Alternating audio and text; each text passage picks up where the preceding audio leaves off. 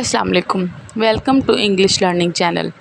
सो friends, आज हम आपको बताएंगे ग्रोथ लफ्ज़ के उर्दू मीनिंग। ग्रोथ का उर्दू मानी है तरक्की। सो फ्रेंड्स, अब हम आपको बताएंगे ग्रोथ लफ्ज़ को इस्तेमाल करते हुए कुछ जुमले।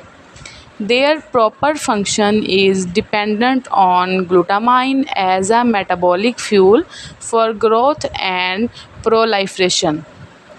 नंबर 2 पे cult cabinets ruled along with first growth Bordeaux and Grand Cru Burgundy।